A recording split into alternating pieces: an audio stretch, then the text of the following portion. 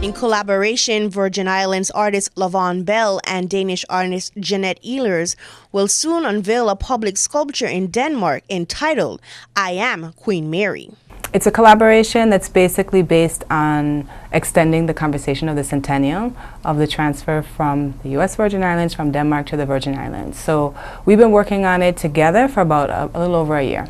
The public sculpture project both explores and reflects on Denmark's colonial impact in the Caribbean and memorializes freedom fighters such as V.I. Herron, Queen Mary, that led the 1878 labor riots, also known as the Firebund. I think that in this project I really learned about, not so much about who she was as a person, because she's, I mean, of course we had to research and learn about her as a historical figure. And it was surprising to find things like her prison records and see how she was very close to my age when she was taken to Denmark and was a part of the Fireburn, things like that. But it really, you know, we are literally embodying her. It's two of our physical likenesses combining into her image. And so doing a project like that really made us confront and think about what does it mean to embody a heroine. How can we really be like Queen Mary? How can we really be inspired by her legacy? The sculpture utilized 3D body scanning technology to create a hybrid of both Lavon Bell and Jeanette Ehlers' bodies. This project originally started off as two artists thinking about doing two separate commemorative sculptures for the centennial.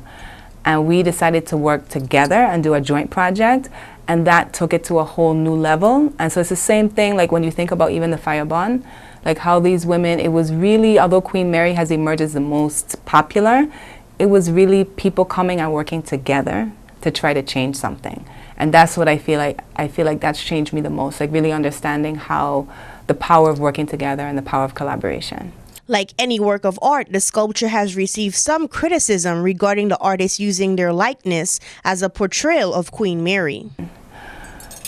I think about when I lived in Cuba as a student, how all of the students, the young people used to have to say, seremos como el Che, which means I will be like Che, speaking about that revolutionary leader, Che Guevara. I think about the end of the famous Malcolm X movie with Spike Lee. The last scene is a scene where Spike Lee has children around the world, but then also in South Africa, say, I am Malcolm X.